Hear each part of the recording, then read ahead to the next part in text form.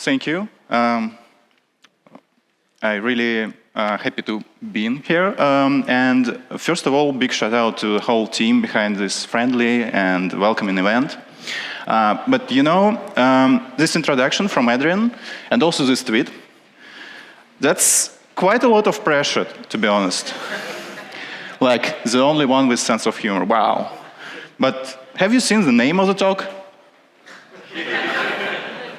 It's about documentation, which might be the most boring thing in the world, in my opinion at least. So, I don't know, like, prepare yourself for what might feel like a 40-year journey through a barren desert devoid of humor. I warned you. So, well, okay. Let's do the talk. In the beginning, God created the heavens and the earth, and Ryan Fielding created the rest. Yeah, I've condensed the timeline a bit, but that's essentially where our story begins. As web applications became more complex, we embarked for a quest for more advanced ways to structure APIs, and we designed many protocols like JSON API, GraphQL, gRPC with strict rules and schemas. However, the good old REST is still going strong, perhaps because the inner artist in us resists standardization. And there is no greater nemesis for our inner artist than documentation. Oh, there are so many problems with it. Like, here I have a few examples, so let's see if you can they can resonate with you. Are you afraid to open Slack due to endless API questions from outdated documentation? Tired from setting up Postman collections to manually test your API? Ever had to roll back an API update because it unexpectedly broke the front end? Stop it. I promise we will find a solution in this talk. And since it's 2023, can we find a solution in AI? There must be a way for us to avoid writing documentation. So let's steal Jason's talk idea and ask ChatGPT. How to bring Dynas back to life using GitHub API in Ruby? That's a cool question. There is no way, okay. Just follow these 4 steps and suddenly we're in Jurassic Park. Look, there is even Ruby snippet over there. And you know what's even worse? User will actually try that and they will come to you with complaint. So, yeah, I made up that example, but the whole story is real. You know that it's real. So, I think there is no way for us to avoid writing documentation. And since we're now on the same page, let's discuss 4 key approaches to documenting APIs. And we will spend the next few minutes discussing pros and cons of each. Starting with manually written documentation. Manual documentation is straightforward. We're just documenting our implementation after it's already completed. However, not only is this method boring, but the resulting documentation is constantly outdated, out of sync with implementation, and yeah, we could potentially fix that if we only can somehow bind our documentation to implementation. And we can do that with code first. With this approach, we generate documentation out of our controllers and using some DSLs. And now our documentation is always up to date, which is great, but there are still some downsides. Starting with the fact that documentation is still ready only after the code is completed. Our controller is now cluttered with some magic DSLs with metadata, and it makes it not really readable. And finally, there are no tests to assert that our generated documentation is valid. Our solution is to shift those DSLs to our tests with test-first approach. Now we're writing our tests first and add some magic DSL into that to generate documentation. So now we can ensure that as long as our tests are accurate, our documentation will be too. And despite the fact that documentation is ready before implementation, it's still ready only after tests are written. And the primary issue with that, and both actually both, with test-first and code-first approaches, is that developers might simply overlook the documentation, since it's a mere artifact. So I once worked in a company with a lot of microservices where those approaches were used, and sometimes generated documentation was unclear, contained, I don't know, like function names instead of descriptions, omitted attributes and other oversights, and it seems no one cared. But we should care. And with documentation-first approach, our focus now on creating a comprehensive documentation before starting with coding. I name it documentation first, but you can actually call it schema first or specification first, since we're now writing not just a mere documentation, but a comprehensive specification. And that fact opens a lot of possibilities for us. We can not only generate documentation, but also test our application against it, validate incoming requests from our users, and so on. It also allows us to enhance our workflow. We can first draft a specification, then discuss it with a team, and ensure that API meets all necessary requirements. Next, we add tests to confirm that specification, and finally, we implement the API. The last two steps can be swapped depending on your preference for TDD approach. So, with documentation-first approach, there are no magic DSLs, so our code and tests are clean and readable. Documentation is ready before implementation or tests, so we can get feedback earlier from our team. And finally, documentation is a specification. The only downside is that it might require a shift in your workflow. In summary, taking the initial problems into account, like outdated documentation, lack of automated tests, and communication issues, the documentation-first approach stands out as the most effective and collaborative approach. So now let's see that approach in action. First step is to choose a specification format.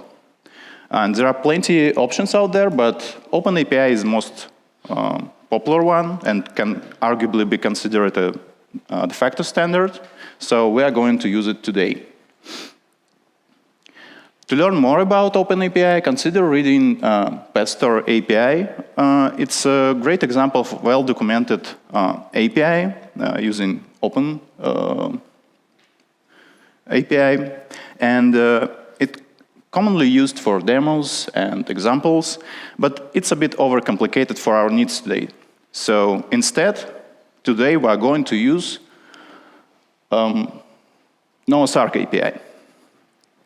Let's assume we already implemented some features like a simple CRUD for animals, and we got flooded with positive response from our users. So our happy stakeholder, the CEO of the Ark, come to us with a new feature request to implement a feed feature. The request is somewhat vague, but unfortunately, CEO of the Ark is swamped with other tasks and can't address our questions immediately. So we should come up with something first on our own. Yeah, I suspect CEO of the Ark wants us to implement a feed similar to Twitter's. Because, you know, to make animals destroy each other online and not in real life. And I guess that's a reasonable assumption since, you know, social networks are popping up like mushrooms after the rain these days. So, yeah, let's describe that with OpenAPI. This is a minimal OpenAPI document. Unfortunately, explaining every keyword and feature of OpenAPI would take forever, and this is not the point of my talk. So instead, I will just demonstrate a couple more slides to you to show how it looks and feels. We will add all necessary operations for our feed feature. And I think it's a great idea to do documentation like in this manner, going from top to bottom, adding more details with each next step. So let's just do that with one of requests. Here we added a response description for a successful response. And note that schema keyword inside it, OpenAPI uses another standard JSON schema, which can be used to validate JSONs even outside of OpenAPI. And it's a great tool. It's really readable and easy to understand, but it's a bit verbose. To fix that, we can use references. Here we are referencing a local component in this document, but it's also possible to reference external files or OpenAPI descriptions. So we can avoid dealing with, some line of code files. And next, we can iterate on the specification, adding more and more keywords and features, and until we're satisfied with the result. And yeah, maybe we got a little bit overboard there. No, I think it's fine. And yeah, since we are done with our specification, we can now leverage from OpenAPI ecosystem. Starting with editors, because editing specification in PowerPoint is fun, but there are other options to consider. Starting with Swagger editor, which is a web-based application, so you can even embed that to your application development environment, for example. Or this VS Code extension from Redocly. Both of them can help you with auto-completion, previews, and much more. Next, linters. I bet almost everyone in this room uses Rubacop daily. But do you lint your OpenAPI documents? And if you don't, you should. And Spectral is the way to go. So even if you use code-first or test-first approaches, adding Spectral to your workflow and your CI/CD pipeline will elevate your documentation.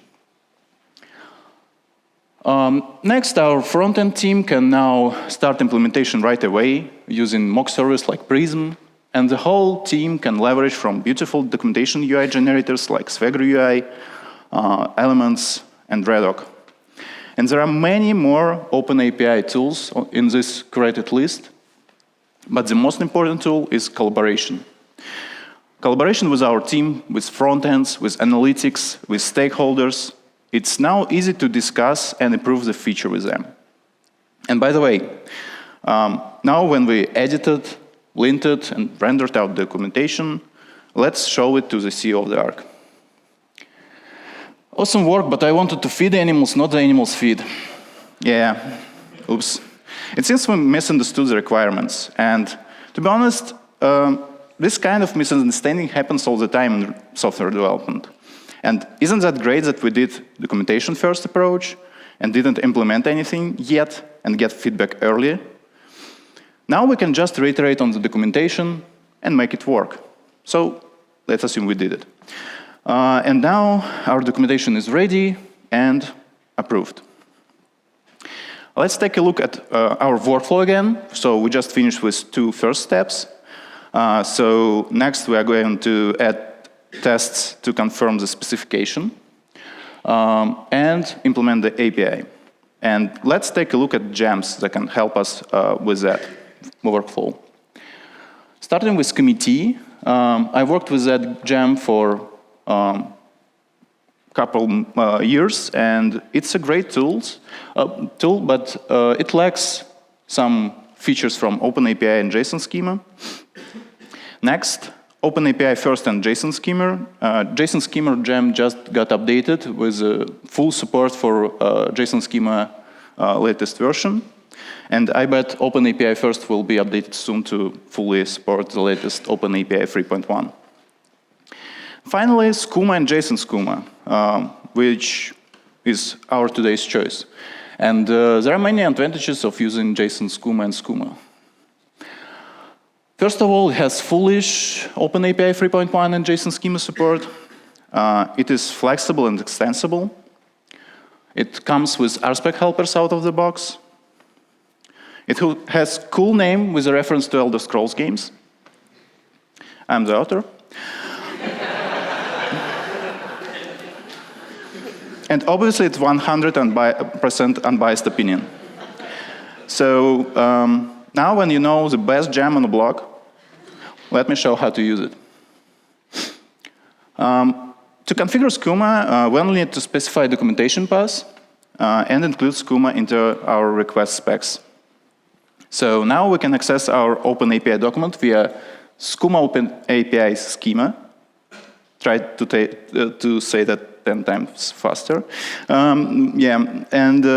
For example, validate it against the specification. So here's an example.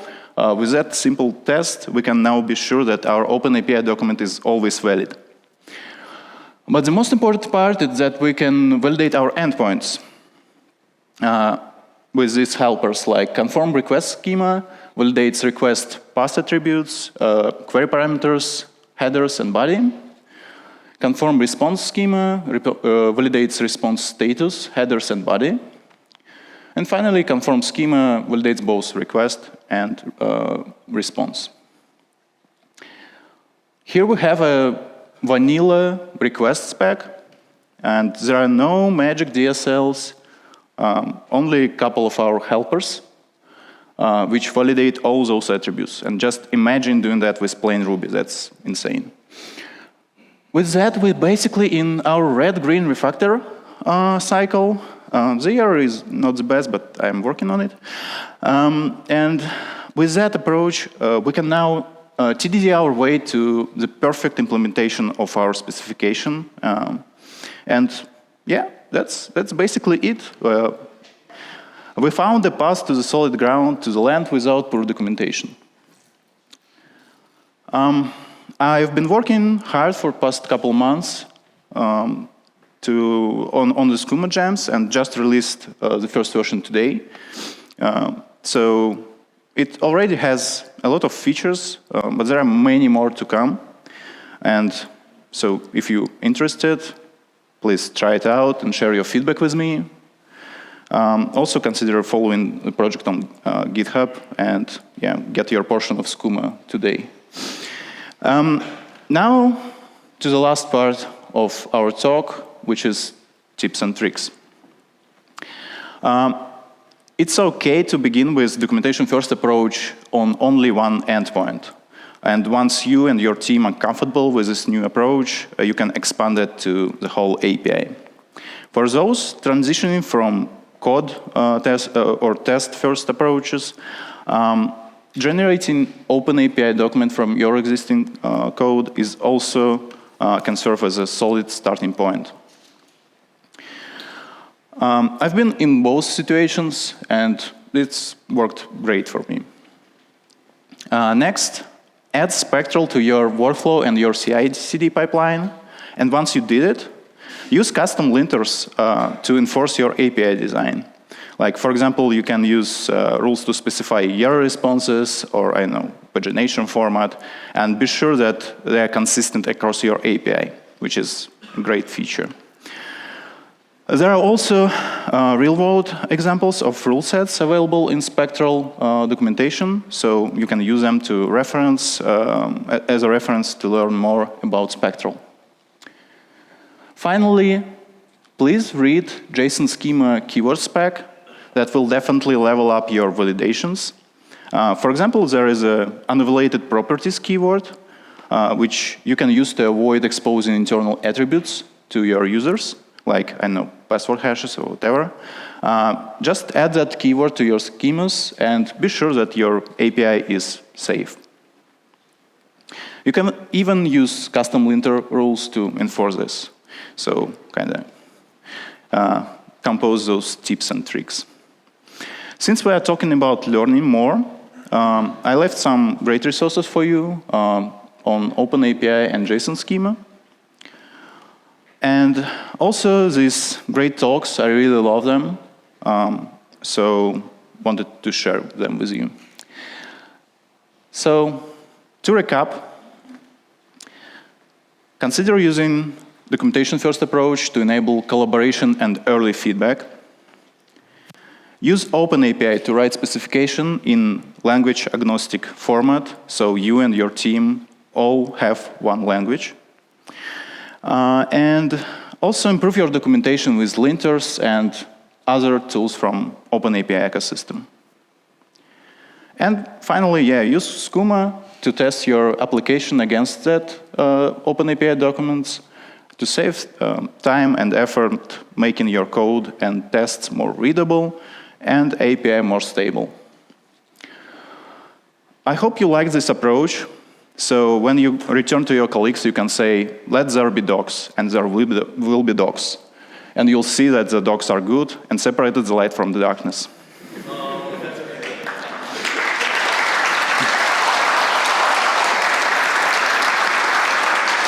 Thank you. My name is Svyatoslav Kryukov. I am from Evil Martians. Check out our awesome blog. Thank you.